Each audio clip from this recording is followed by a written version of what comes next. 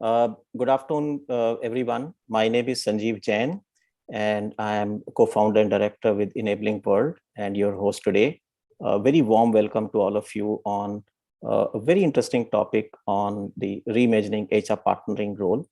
And for the session, we have experts with us, and I'm very honored to introduce them to you. Let me first begin with Ravi Kiran. Hi, Ravi. Thanks for Hi, joining hi, in. Sanjeev. And Ravi is a very senior business leader with close to 3 decades of running business into different industries. And right now, he's the business head for India and South Asia for Natco Pharma. And he has been a business leader for many, many years, 3 decades, as we mentioned.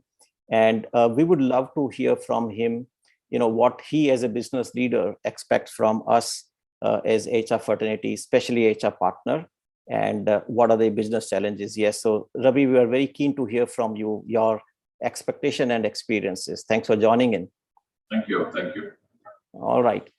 And then I have my friend, unfortunately, Preeti is unwell, so she sent her regret. So she's having some ill health, so she will not be able to join, unfortunately. But we have Sushil Tayal, who is chipping in place of her. Sushil is and me, we go a long time back. He's the partner in Enabling World, and he's the founder. And we were college friends as well. And he has a very long experience of HR partnering role. He has been HR head for very large corporates like currently known as CGI, Standard Chartered Bank, and Blue Dart, etc. So we'd love to hear his experiences. And for last 10 years, he has been consulting, strategic consulting with a lot of organizations on the similar subject. So Sushil, thanks for joining, and we'd love to hear your views as well. Thanks, yeah, pleasure. And then we have Neha, last but not least. Neha, she has close to 2 decades, about 16, 17 years of HR experience, very bright young HR leader, growing very fast, I would say. And she's leading HR business partner role and talent and DNI. She's doing a lot of work for NSCIT. And Neha, thanks for joining in. Thanks for having me, Sanjeev. All right. So let's begin. Just to begin, I'll give you a brief introduction about Enabling World. Enabling World is a boutique HR consulting firm, and we are passionate about what we do. We just completed 10 years, so we are celebrating 10 years of our existence, and Sushil is the one who started. So thank you very much for your support, blessings, wishes, and guidance so that we could reach this milestone, and we'll look forward to our journey. What we do in very briefly, if we say we are into HR technology space, leadership and managerial development, we do selective HR consulting and advisory services, and we are quite a bit into employee well-being services. That's our, in fact, very strong segment. We do on select basis, the outsourcing service on very, very select basis that we do. So these are some portfolios that we work on. That's a brief introduction. So with that, so let's begin. Let's deep dive into the session.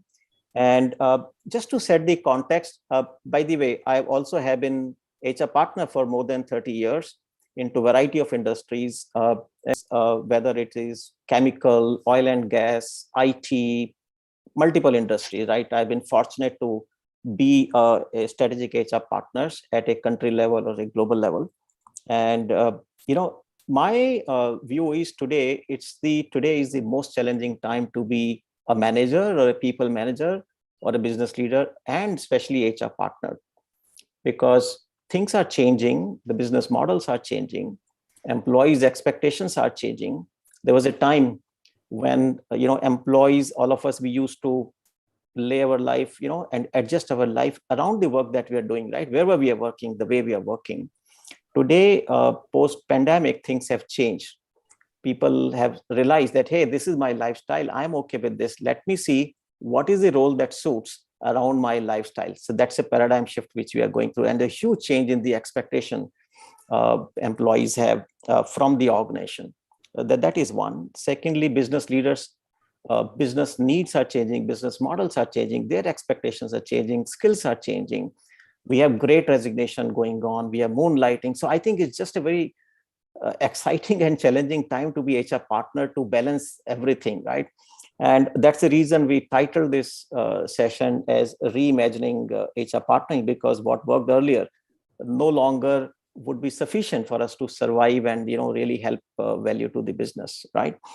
So with that context, and today to the panelists, we'll focus a little bit on the problem also, what are the key challenges, but I think quite a bit on what has worked for our experts here, the panelists here, and in the group also, participants also. I'm sure there are many HR partners who can share through the chat. You can unmute wherever possible and share your experiences as well. So with that, let's straightway dive into the topic. Ravi, can I begin with you? Yeah, sure. First of all, sir, from your perspective, because you have seen businesses up and down, different phases, right? And last 2-3 years must have been quite challenging for you as well. And what is changing in the business? And you may talk about your industry, where you come from, or in general, what is changing in the industry, particularly which has a ramification for talent management, right? So if you can, in a very crisp, maybe 2-3 minutes, just unpack it for us in a crisp manner, what's changing? Yeah, thanks, Sanjeev.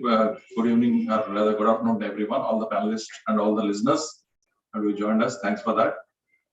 To give the background very crisply, I think, as Sanjeev mentioned, I have 30 years, I just completed 30 years in the industry, into business at various roles.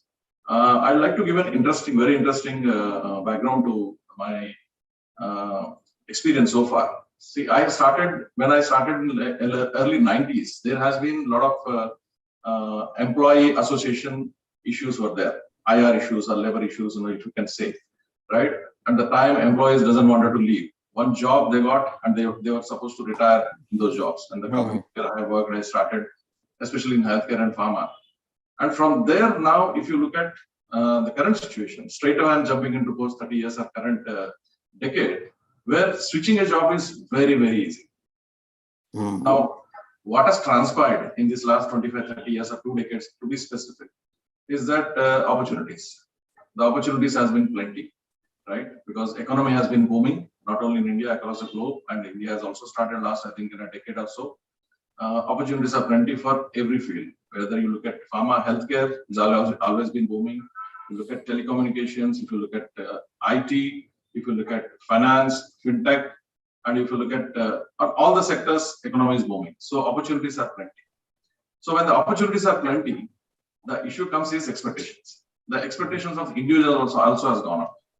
During my time when I joined, even Sanjeev and Sushil, you will agree, the early 90s, the expectations were very minimal for even any Indian employee, right? You just have to have his safe salary coming in, family taken care, education, okay. Maximum by end of 20 years, he may buy one car. That's it. That was expectation. But today's expectation is, I think skyrocketing. Like, for example, my son, he will say by 40, 45, I'll retire. I don't want to work more than that. By the time, all the youngsters are like that. By the time, they reach there, they wanted to earn, good amount of money, have a big sprawling bungalow and, bank balance, and they want to retire. So this is the current generation thought process, right? Correct. So during this generation, this period, managing their expectations is going to be very key. It's not only for HR, I would say the business leaders and the people managers, including HR. It's a very, very critical role where you need to be very cautious in handling them and meeting their expectations. I think if you can meet their expectations, I think we are on track. I'll stop here.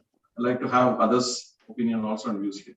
Yeah, thanks for that perspective, and you draw the perspective from where we started, from where we are today, and that's a reality, and nothing wrong with that, right? So we are not saying it is good or bad. That's the reality, and it is for the organizations, for all of us to match up to that, right? That's what is the need of the hour, right?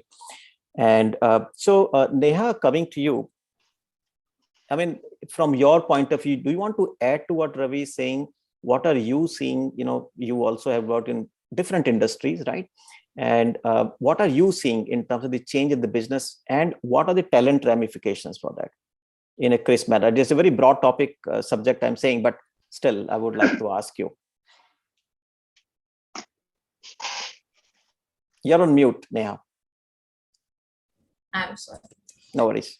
So like Ravi spoke about, the opportunities coming out of the disruption of economies. We have seen all kinds of changes. The way workplace has been changing in itself, from working completely from offices to working from home, return to work woes that we saw.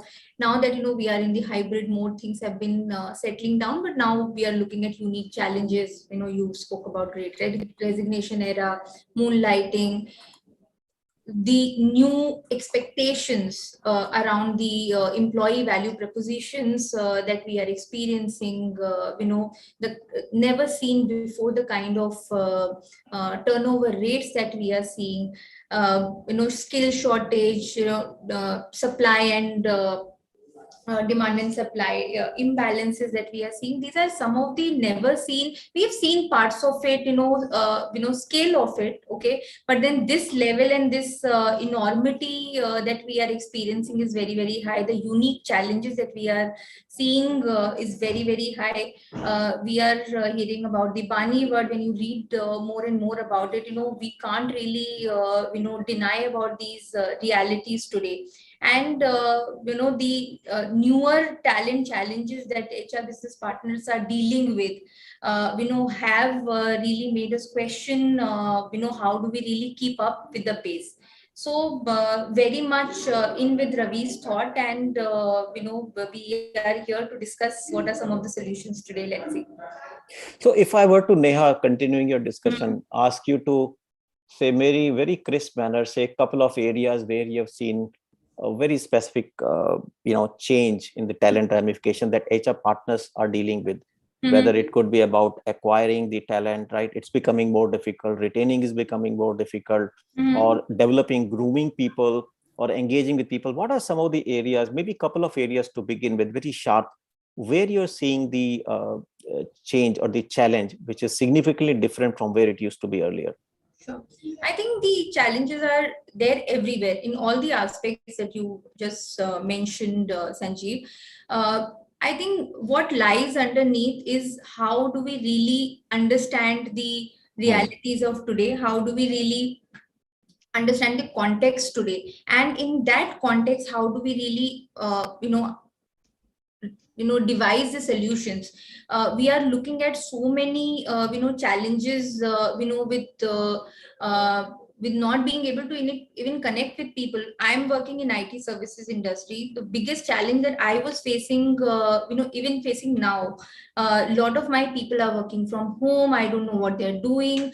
A lot of times they're working at the client side. They are not in, they You have, can't see them, you can't talk to them face to face. absolutely. Even when we are really, connecting them, over, these Teams calls, Zoom calls, etc. But then that emotional connect that we used to have when we were all together at some place, at some point in time, we used to meet. I think that is very much missing. And if you see, when we are hiring, when we are engaging, when we are retaining, this is always coming in the way. Moonlighting is possible because we are not together under one roof. Our work life balance has really gone out of the window, because there are no boundaries between the when my Home work and starts and when my work ends. And my kids are playing in the same room. They are actually a lot of times on my shoulder also when I'm working, and on the call when my video is off. I know. So these are some of the issues, and I think the connect, lack of it, more so, is really at the center of it. And while a lot of companies, all of the companies have found some, sweet spot on how to connect with people, with the talent, but somewhere that emotional, connect, emotional, rather empathy, that we used to feel, or we could display earlier, we could demonstrate earlier, that somewhere has become far more difficult. Yeah, so I think what I'm hearing from you is one predominant area where you, as HR partner, we struggle is to how to engage and connect with people is a challenge, while technology is helping to some extent. And I remember when we got into COVID, right, and Ravi would agree, we went overboard, right, and HR became a place for a lot of jokes around that we were playing in Takshi. So we went overboard sometimes, some of us. But I think there was a sincere attempt. We did a fantastic job of, at that time, crisis connecting. But it's a challenge how to continuously keep engaging in a meaningful way, right? That's one challenge I'm noting down. And we'll see what can we do around it and what are some best practices that we have seen. Sushil, coming to you, you have been into this space and, consulting and training, upskilling HR partners across industries for, throughout your career, especially for last 10 years. What are you seeing are the new skills needed by HR partners in today's time, which are really, really essential for them to not only survive, but make a meaningful impact to the business? So I'll just take from what Ravi said. In the earlier time, finding another job was difficult. In today's time, working on the same job is difficult. Everybody is looking for a change. Okay, internally, externally is very different. Number two, apart from that COVID situation and VUCA word and all, I think the biggest transformation the organizations are looking at is our cycle for our strategy has changed. The earlier organizations were running 20-year strategy, 15-year strategy. Now the cycle is 3 years, 2 years. So that means we have to be running at a very rapid pace, fast moving pace.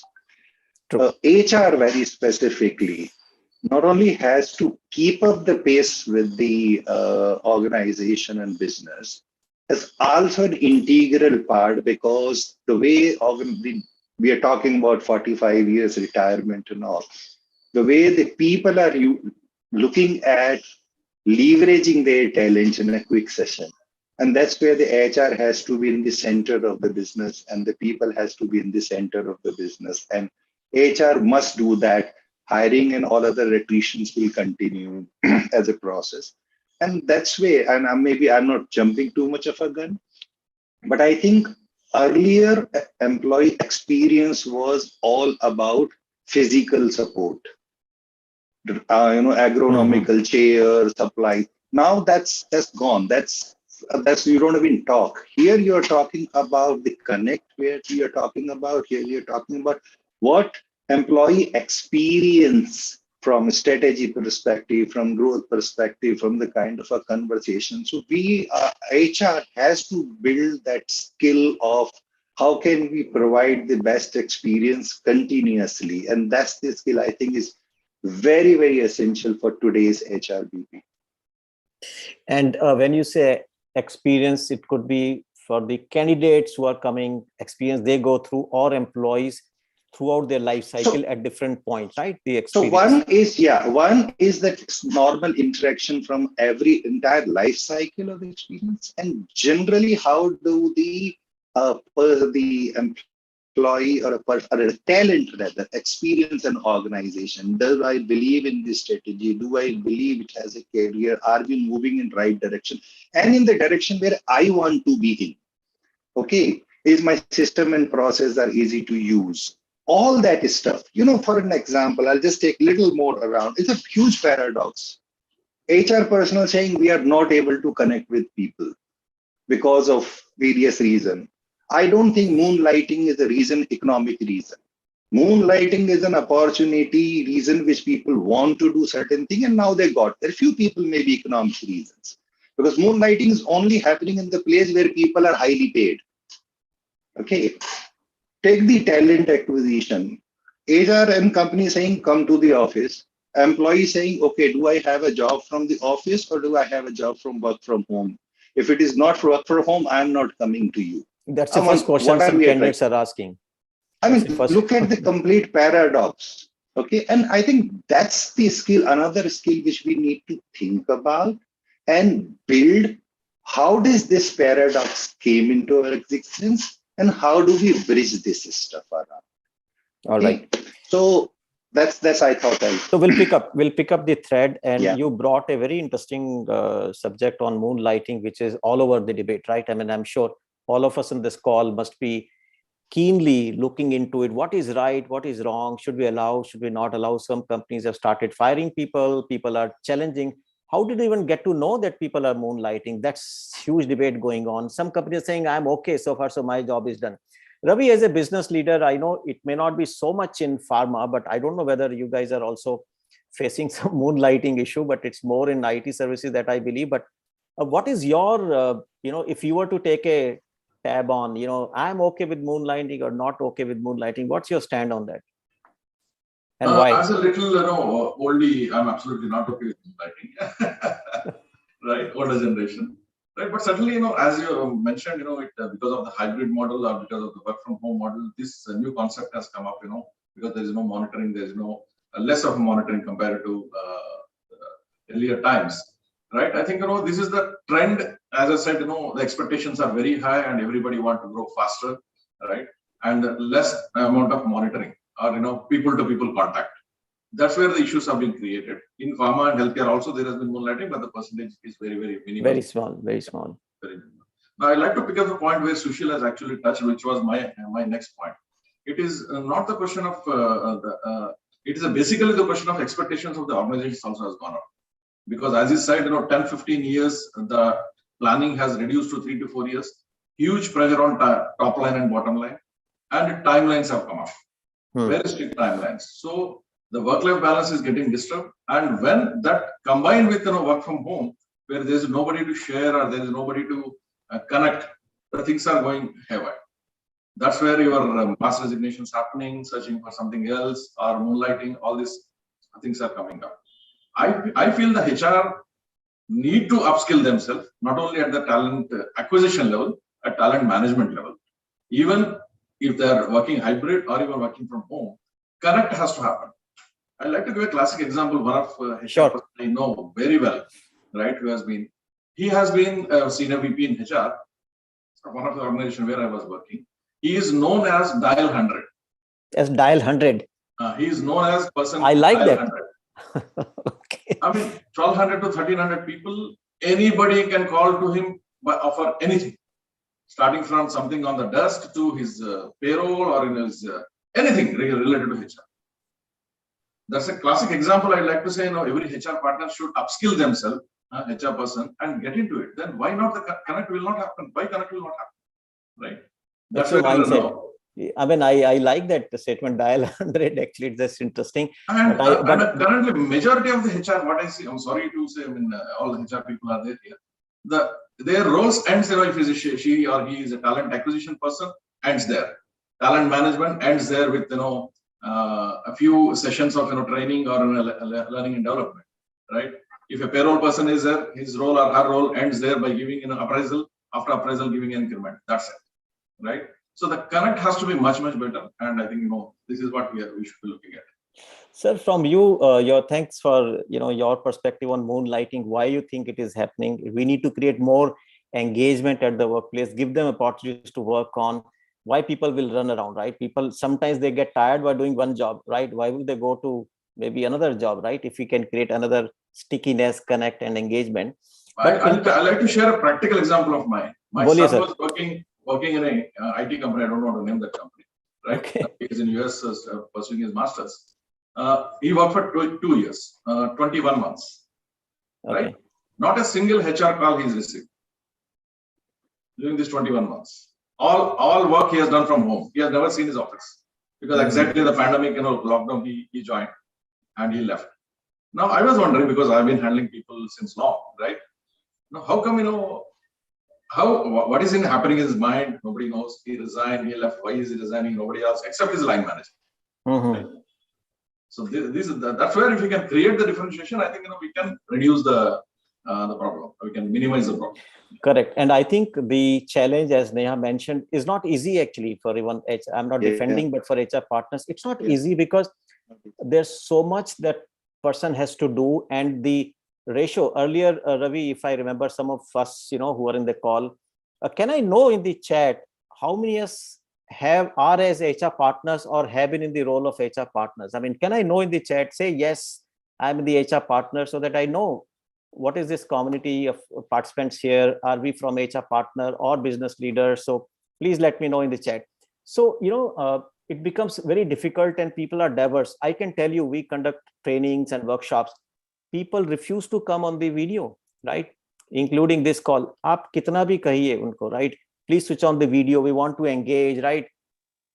Technical issue, I will not be able to do. They won't come on. Some of them, they won't come on the video. I know their personal situation. Some of them could have, but largely people also refuse because they also want to be behind the screen sometimes and hide sometimes. Okay, so now Neha, coming to you. Thank you, sir, for your comment, and I'll come back to you about what do you think are the skills. Just keep thinking. What specific skills you think HR we all can build up better to help business like yours. Neha, one question which I have for you is, I mean, I'm empathizing with HR partners because there's a lot, right?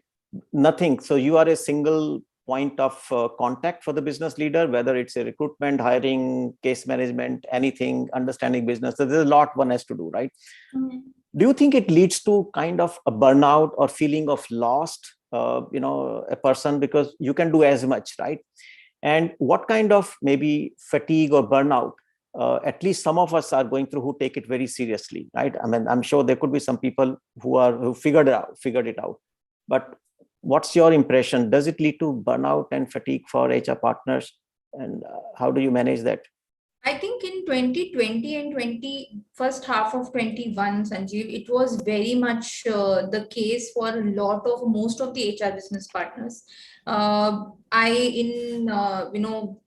In my teams, I have seen people that for various reasons they became the single point of contact for double the population they were partnering earlier, and their phones will never stop buzzing, and they are the single point of contact, and then people are. Can I ask you what's the ratio that you manage today? I remember Ravi, I mean, you would agree, Sushil, about 10 years, 15 years back, sometimes a ratio of 40 people to one HR partner or 50 people to one HR partner used to be the ratio, and 100 was a stretch target, right? I still remember about 15 years back, I was in HCL Technologies. So 40, 50, 100 HR people to one HR person, right? That used to be the ratio. But the expectation was also you should know their name, their family name, their village or the city, and one-to-one connect every month. The expectation was also huge.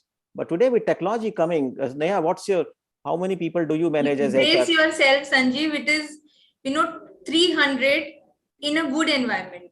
Okay, 250 to 300 is considered to be good now. Okay, even in current scenario, and I have been in places, I will not name them again, but wherein it has been up to 500 to 600 in various scenarios. But then 300 to 400 is what I'm seeing in some of the organizations wherein I have close friends and I'm actually in touch with people in my current organization. If for every single HRBP in my team. Okay, I have maintained a ratio of 250 to 300 largely, and still the expectations. You are blessed. I can tell you, are blessed. I can say in the group, I'm sure people who are attending, there are some HR partners. Anyone who wants to put in the chat what's the ratio you are managing, I'm sure there are people who are managing 500 to 1,000 people. I am not surprised. I won't be surprised, Sanjeev, because like I said, I have worked in such an environment wherein my team was really burnt out, especially in 2021-ish. But at the same time, like you said, the expectations still remain the same. Even if you're partnering 500, 600, 800 or 200, expectations do not change. I expect my, the HR models or the talent retentions and the engagement plans that we work on, I am expecting, we have created the, plans wherein my team is supposed to connect with them individually, connect in a very, very structured manner, understand their engagement level, on various engagement, etc., etc. So expectations do not change. They are still doing a lot of things. They are also taking the corporate responsibilities on ongoing basis. So that is a lot of burnout is there.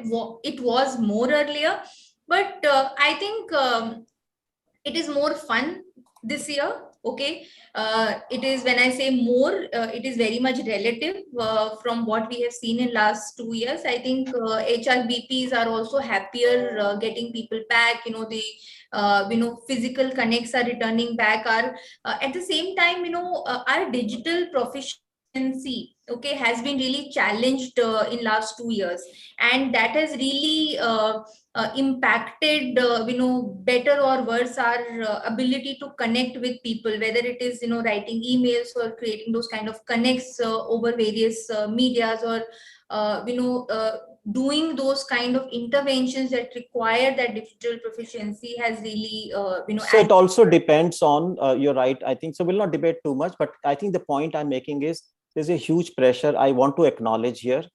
It's a huge pressure on HR partners as well.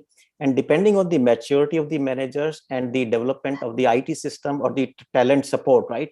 Because I know there are organizations where rather than you doing one-to-one connect, it goes through a chatbot, going and talking to employees. You need to just take a snapshot and take some actions around it. So the different level of maturity organizations have, because thanks Ganesh and Swati and people sharing, the ratios sometimes can go to 1800 here in the group. Some are saying 300, 400. So there's a huge variety. It depends on the expectation and the nature of organization. So my point remains, Neha, how do you take care of ourselves? How do we take care of ourselves as persons so that we don't get to burnout and we stay sane, right, from our personal health point of view? Because I'm conscious of that fact as well. Okay, so any tip, quick tip? Quick tip is actually taking care of ourselves. Okay, while HR team becomes very much like a cobbler's children. Okay, who don't have shoes themselves. It's like darkness under the lamp. At the same time, HR, folks or HR BPs, I have been in very stressful situations myself. Our resilience has been tested when it comes to the timings, the number of hours that we are working, but also the type of work that we are doing, Sanjeev. A lot of work burnout also happens. For example, a lot of time when we have to lay off people, those conversation, and this has increased so much, this has led to those days we have felt really more burdened, and we don't want to work more. Stress levels have been very, very high in those scenarios. Quick tip for me, I think we need to learn to balance. Okay, we need to learn to take care of our teams as managers, as leaders. HR CHROs and the HR heads have to be more conscious about what the team is going through, and really, like I said, not make the team like the cobbler's children themselves, and really put in efforts, reaching out, asking questions. How are you feeling? Nobody is asking that question anymore, because we are seeing each other on the virtual platform, wherein 10 other people are there in the meeting. So the side conversations are not happening anymore. You're right. In fact, I'll quote, I visited a doctor recently about 6 months back, and I said, "How are you, sir?" He said, "Sanjeev, no one asked me. I mean, I'm treating people, but rarely anyone would come and ask me, how are you feeling?" Right? So you're right. No one is going to come and ask her. So we need to take care of ourselves as well. That's equally important, because if we don't take care of ourselves, how can we help others, right? Absolutely. So Sushil, thank you for your tip. And then maybe in the chat, if you keep putting, all of us are in HR, many of us actually, any tip or advice which has worked for you in taking care of ourselves will be very welcome actually in the chat, if you can put. Sushil, one question from you, and this is specific to hybrid working. That's many of the organizations are getting into, right? Leave aside pharma, where people have to be in the work plant, right? Or the banks where people have to be there. But many service industries, people are getting into hybrid working. In your view, as an expert, what are some of the challenges, specifically because of hybrid working, people are facing, talent challenges, and what are some of the tips as HR that we can do to manage that? Very crisp. Look, hybrid working sounds very nice from a concept perspective, but execution of hybrid working is really cumbersome. And given that the need for hybrid working is to suit the individual needs, that means you have to work on the exemption. The exception is the rule, that the rule is baseline in a hybrid working. And how do you meet the expectations, and more than the physical expectations of the psychological support and other stuff, and still get the work done is a challenge. And I don't think any HR guy or any business leader has still put their hands around it. And that's also the reason now organizations which were earlier talking about hybrid is the way is now telling people come here or go away. Okay. So I think, and people are beginning to feel those elements that hybrid is nice, but it's not very easy to manage because circumstances are unique. The two things, it's going to give more burnout to the HR business partners because now they have to take a decision and own a decision and they can't hide behind a policy. Okay. And that's the whole idea. So for an HR business partner, and I think that's something new phase of HR, like the way we saw it in the invent of COVID, is HR leaders, HR business partners stand tall of what they believe is the right thing to do. Okay. In the interest of the business, in the interest of the people around, tactical as well as long term. So they're pull in four part. And I think probably the stronger guy, the stronger person, technical competent person shall survive. So one single skill, two single skill, I don't know, but HR VPs, and I'm not talking about those erstwhile HR executives who were doing operations job are now being called HR VPs. Okay, I'm talking about the people who are really working as an HR VPs who has to take a decision in line with the strategy, business, and current situation. Have a really tough job in hand. Thanks, Sushil. And Ravi, coming back to you, very straight question. Yeah. Has this current situation brought HR closer to business or it has taken HR further away from business? What's your view? It's a very direct question, but I want very, very candid answer. Yeah, difficult to answer because I think, they are closer to business. There's no doubt about it, but they're away from the people. All sympathies to HR because they are under tremendous pressure under these lockdowns and working from home and hybrid models. They are under tremendous pressure. There's no doubt about it. All sympathies to HR and each one of them, right? But I would say they are not devoid of any business relationship as of now. They are there with business and they are trying to be with people as they have very lucidly explained. And I sympathize with her and I agree with her. 100%. There's no doubt about it. But what's the solution? Now she said, 200, 300 or 400 she's handling, or maybe more. Some of them are handling more people. As I'll come back to that, HRBP's role the skill has to increase for connecting with people. Now, how do we do that? Right? It's very easy for me to say this, connect with more number of people when she's handling 1,000 people or 800 people. Extremely difficult. Now, I think, HR, there are two things. One is, as she rightly mentioned, the senior HR management has to involve in it. And see that the more number of HR employees, HRBP employees persons are going to do that to handle people. That's the first solution. With my experience, I can give. Second thing is, most important thing is line managers. Now, what I have seen in banking sector, IT, fintech, managers are good as far as their technology and their expertise in their domain knowledge is concerned. Not many are good in people management. Their upskilling of those line managers is very, very crucial, especially under circumstances where how can you manage him remotely? I like to give a classic example of my industry, that is pharma and healthcare industry. 90% of our workforce is in field which is remote. Okay. 90%. Right? Not even 90, it's more than 90. 95% of my workforce is in field. And our physical contact is once in 90 days. Okay. So in a way, they are physically working, but still remote, right? Still remote, right? Yeah. Okay. This example I like to give, we need to learn how pharma or healthcare or any sales-oriented people who are mass market and are working in the field, how the managers are managing. Because of course, there are many lines, front line, second line, third line, managerial people are there. There need to be some tips we need to learn, or entire technology industry and HR and business leaders, upskill the managers. And I think that's one of the solutions we can get into. Perfect. So thanks.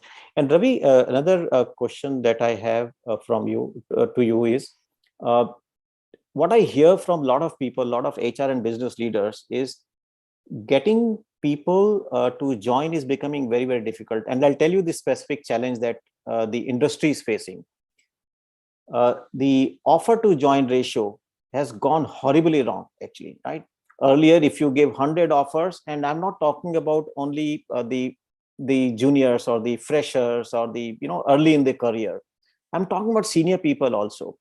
Earlier used to be, if you make 100 offers, you're sure 80, 85, 90 people would join, right? You can plan accordingly.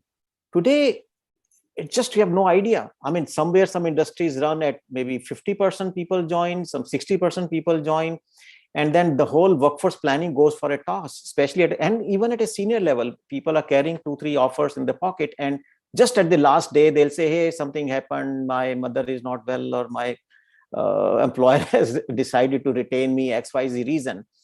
That's creating a huge pressure on the business and the HR as well. As a business leader, can you give some tip, something which has worked for you in terms of reducing this challenge? I think absolutely right, Sanjeev. This is what is happening. See, pharma and healthcare industry has been protected from this type of scenario a long time, but not now. Now we are also feeling the same and seeing the same. Right? It's extremely difficult to get the right talent, even if you offer them. We don't know whether they're going to accept it, especially at the senior level, as you rightly said. Right? I think we have to live with it. The one solution which I like to offer with my experience and so far is the culture of the organization. Right? The culture, if we can build the culture, right? Still, I'm not saying that is 100% it's going to be true. It's going to be hunky-dory. Still, there will be a lot of gaps will be there. But if the culture of the organization is like people join people, that is one point we always believe here, right? And people join organizations, right? And at the same time, people leave people, and people leave organizations also. Both are on the same track. Now the culture is like recognizing. If a person is recognized for his talent, right, and is valued for his work, right, and is respected for his presence, and is celebrated. These are 4 words I like to use, which has been my key. Celebrated for his achievements. I think the culture is set in. If this is a culture of an organization, I think you attract and you pull more and more talent, and you retain more talent. Okay, so thanks. And Nandesh also had a similar question, Ravi, about what kind of culture, how can we build? And Neha, do you want to add on to this? How do you create a stickiness where, I know it's a challenge, maybe 50% people, 60, 70% people join only compared to earlier, maybe 85, 90. Anything which has worked in your favor in terms of bringing more people in? Okay. Sanjeev, I think it's a very long-term solution, but I think this is the most fail-proof kind of one. You have to ensure. I will take from what Ravi said. Culture, employee experiences, your employees becoming your brand ambassador. One is your brand, what company you are, what business you do, and one is your employer brand. I think I have seen a lot of even smaller setups, having a very good retention rate, very good, joining rate, because, the smaller organization or smaller number that they are really going out and talking about people. And that's how the small companies become big. That's how the good companies become great. So I think we have to work on everything: employee experiences, employee value propositions, the culture of recognition, culture of respect, the ethical, thread of the organization that has to be felt. If you look at the Gen Z and millennial, surveys, one thing that comes on in very top ranking is that they are wanting to join the companies that have the same value sets, that they're of their own. That means that they are looking at those kind of newer modern ethical values which are which incorporate respect as well as the modernness to it. And they are really preferring the companies that are also going out and working in the social causes, etc. So I think all this is a recipe for a good employer brand, becoming a good employer brand. And such companies really last long and really attract employees like no other. So I think those are my additions to what Ravi said, which I totally agree with. So yeah, net what you're saying is, while we do all that, keeping the candidate, engaging with the candidate, making our own assessment, right? Creating a nice offer, engaging, those things are anyway needed. But besides that, the core will be if we can create a brand where people, are willing to come and join, right? And That stay. is what, and the skill. So that's what you have to do. So take care of your employees very well, isn't it? Absolutely. And so there is a question from Jaggle. This is about the. Sanjeev, before you start on that next question, I have to take a leave.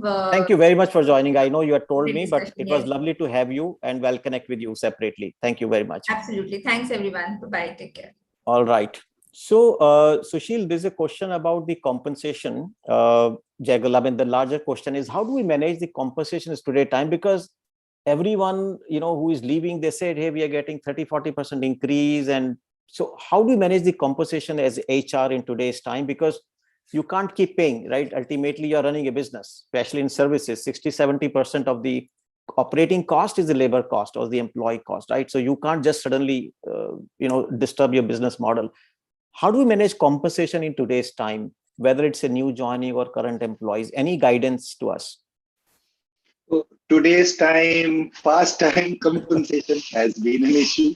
Money is always short, right? Yeah. No, I think because it's a economics. It's a short supply, hard demand. That's the economics. It works. But as an HR leader and the HR BPs who are here struggling and also have this responsibility of hiring talent, I think there are two people who can control this. One is your talent acquisition team. You have a pressure and you have a tat to fill, so they always find compensation as a means for attraction and increasing retention from acceptance ratio of 40% to 80%. So that's a natural tendency. So that's one element. And the another element is, how do you talk to the business leaders who is under emergencies to deliver a project and as a result is ready to spend more money? Okay, you are trying to bring a sanity in a system where there are fires from both ends. And it's a tough job. And as an HRBP, it's a tough job because the project's timelines are consistently reducing and there is a need in the market. And I think that sanity, that how do we continuously build the talent, that we are never in a stage of scarcity, that it creates our projects into the red, is the only solution. That's one. And education, not just to the HR people, but to the business people also. How does the compensation work and implication they have beyond their domains? Because today everybody has a WhatsApp and salaries are no longer confidential. Okay, no matter what you say. Whatever we say, but it is never. Earlier it was a gossip. Now the payslips also travels on the WhatsApp secured network, disappearing 24 hours. So I think both the places, it has to work like this. Somewhere you have to stand tall and saying, I think this is, I've seen cases where people have got 100% increase. And the candidate is saying, I just asked for it, they gave it to me. When I'm not sounding like an old man, yes, I am an old, but I think there is somewhere one particular pressure to hire has done away the sanity of life. I think that's where it is an organizational issue where HR has to take lead and create that balance. I hope I have been able to answer this question. Yes, absolutely. You bang on. Arushi has a question on shopping. Arushi, would you like to unmute yourself and just state your question? What's there in your mind? Yeah, thank you. Thank you so much. First of all, good afternoon, everyone. Thank you for giving me this opportunity. So the question that I have is, nowadays we see like people are, doing the offer shopping is going on. With the time, the pandemic and everything that came forward, nowadays, employees take one offer from an organization, whereas they take time that we'll be joining on that particular day. And meanwhile, they're giving the interviews, getting the offer shopping done.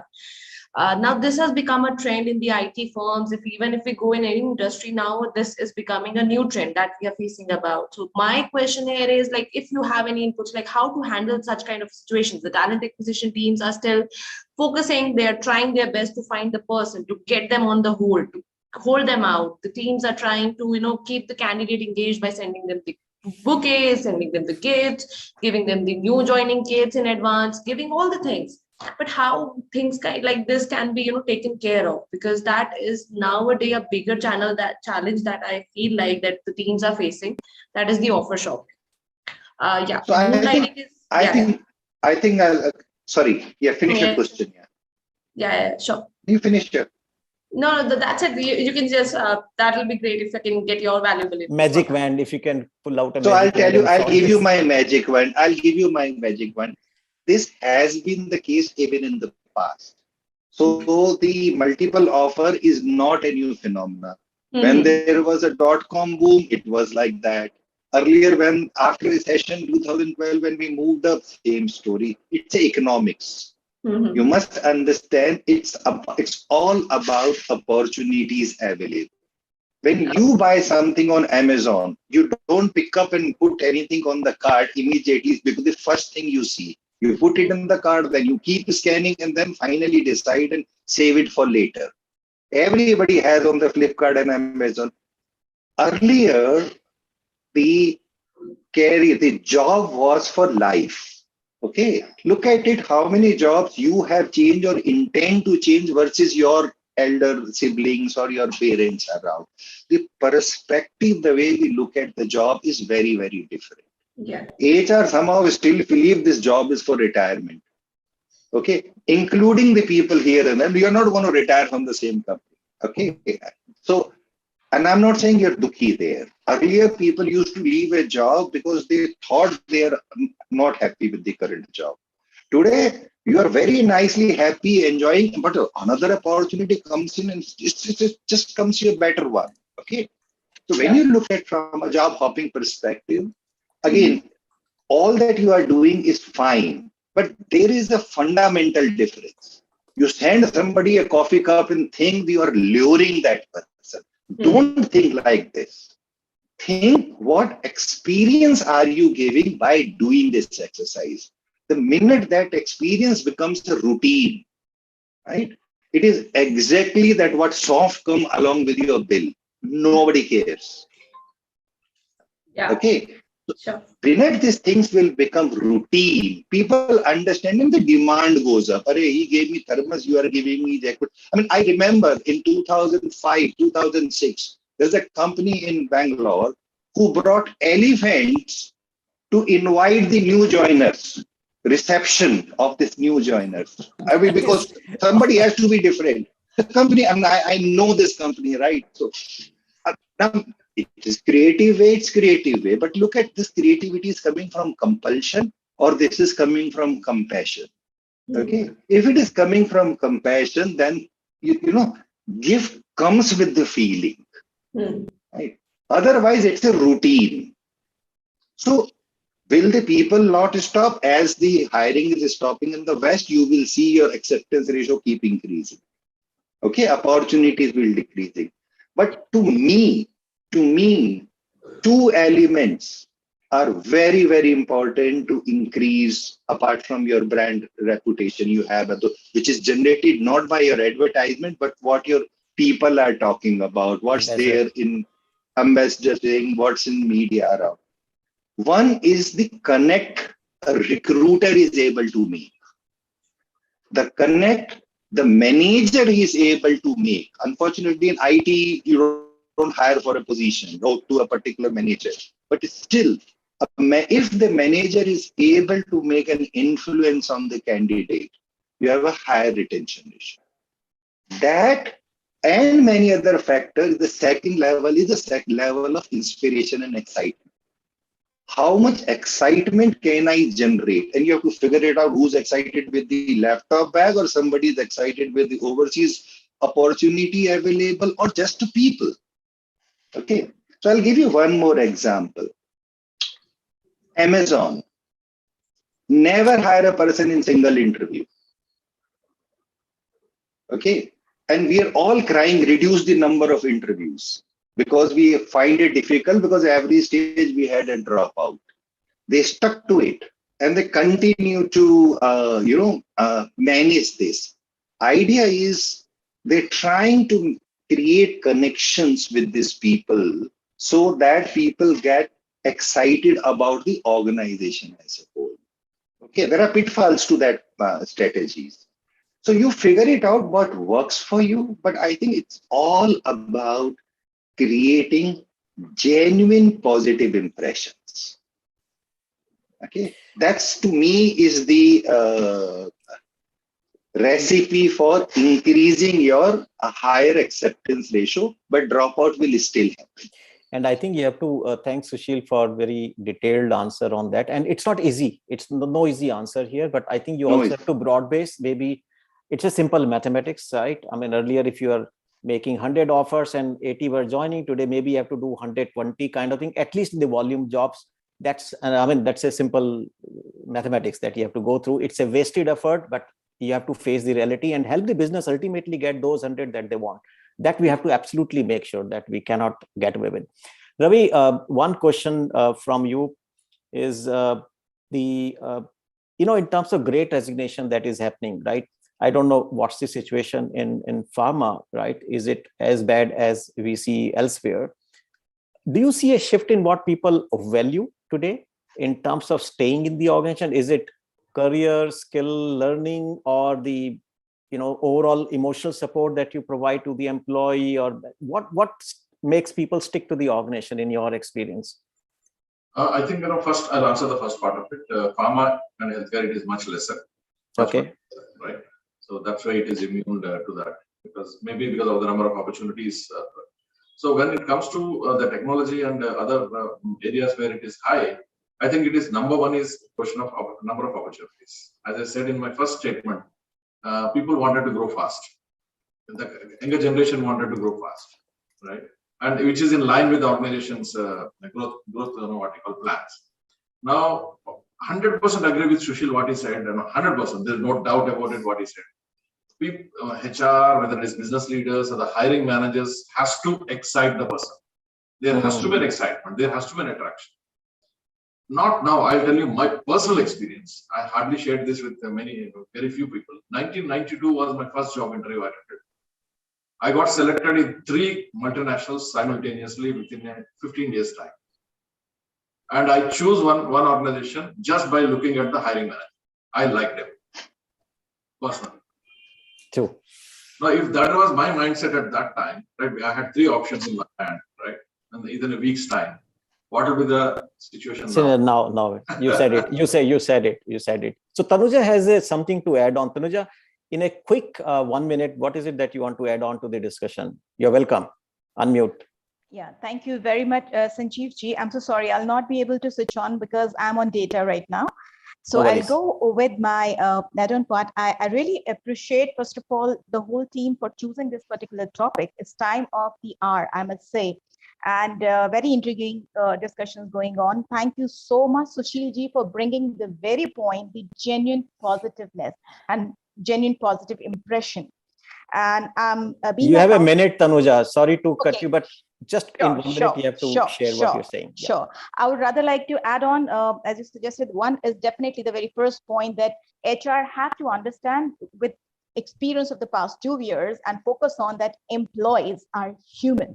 So the human factor have to be really catered to with attention beyond or keeping their own personal bias and perception at side, have to nurture and sustain the human factor. At the same time, HR have to understand that there are boundaries and there are limits to and the extent to which they can do certain things. For example, Mr. Sushil have also mentioned earlier the mental health aspect. Right, HR in terms of the proportions when we're talking about the ratio, employee HR ratio, I believe the professionals or the experts, mental health experts, the training professionals, so whom you're taking on board, on contractual basis or on regular that need to be really taken care of. At the same time, the systems need to be in place because people now are more sensitive. They have lost families, their loved ones, people are shattered within, and everybody is with the World War threat or things, everybody is threatened within. So in order to cater to the human potential and well-being, I believe the sensitivities and the sensibilities have to be redesigned and redefined. Thank you so much for allowing me to. Thank you, Tanuja. So bring human to the human resources. That's what you're saying. So I have a couple of announcements before we close. I know I would love to keep this going on. So as Enabling World, we do offer certain HR functional trainings, HR trainings, especially business partnering. That's one I wanted to let you know in case anyone was interested. Vijaya, move on. And then we have two events coming up recently. I mean, in November, one is a Children's Day. We do a number of programs on parents. And interestingly, a lot of corporates are asking young parents as employees they to be trained on becoming effective parent. That's becoming a huge demand. So we can offer you that in case anyone is interested. And moving on, 19th, we have the Men's Day. So let's not forget, in equality, men are equally important, right? So sometimes we over-focus on women, but men are also important. And many of us may not even know that there's a Men's Day coming on 19th November. We do a lot of program on men's health in particular. So we would welcome you to encourage, to leverage that. And there are in the chat some programs links that you can reach out to us and you can subscribe to. There's a link in the chat. Subscribe to our YouTube channel. These discussions, interesting discussions, are recorded and kept in our YouTube channel.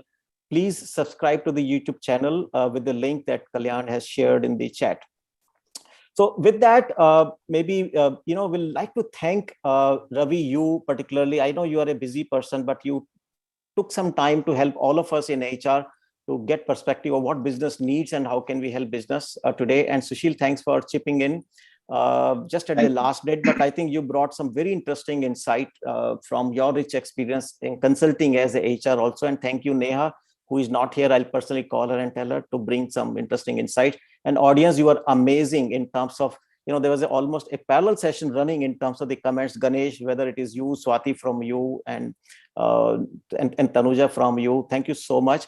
And I think it's not easy, challenging time, but let's do it. Let's do it. Let's create a different benchmark as HR partners and elevate our respect in the eyes of the business and the contributions that we make. It's a journey that we are going through, and let's keep sharing with each other to become better HR partners, better support. So with that, stay safe, and thank you very much for joining in, and we'll talk to you again in a few weeks' time on some other interesting topic. Till that time, stay safe.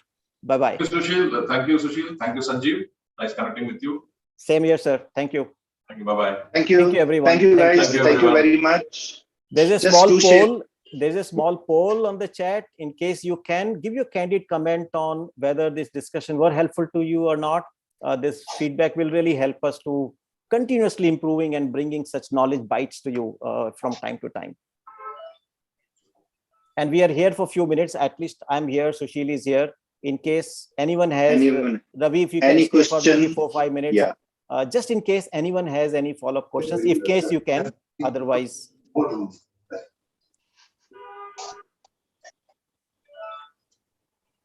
So I mentioned also in the chat, in case you want to share your email ID, we'll share some, not only the recording of this, but also some of the reference materials.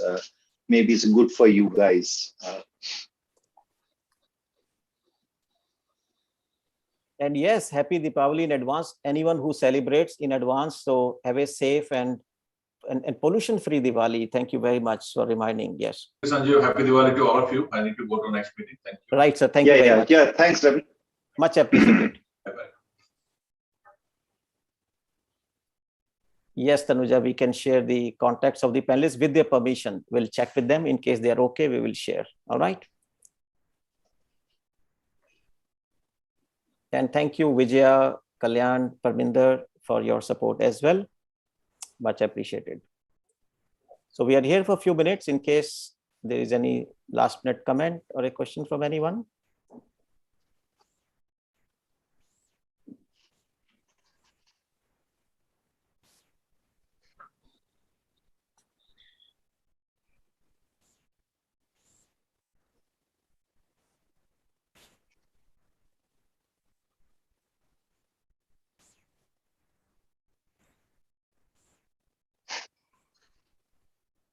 So Tanuja says, how about mental health professional to be part of HR? Sushil, you would want to take it up? Yeah. There's interesting work we are doing on this. Yes. Yeah. Sorry. How about a mental health mental health professional to be part of HR? The answer is yes. But I would recommend, I said, don't limit it yourself to HR, because mental health professionals is again a very varied variety. Okay. If you're looking for general support and counseling and all that, you can put it here, but well-being itself is a large portion. So if your organization has this, like many other large corporations, there is a complete department runs around it. Otherwise, HR can take a lead in the overall well-being stuff, and the mental health professionals can always be part of this. For example, we were an HR company, but we decided in 2013 that we have to work in the well-being space. Yeah. And we have been working as an organization in well-being space since 2013.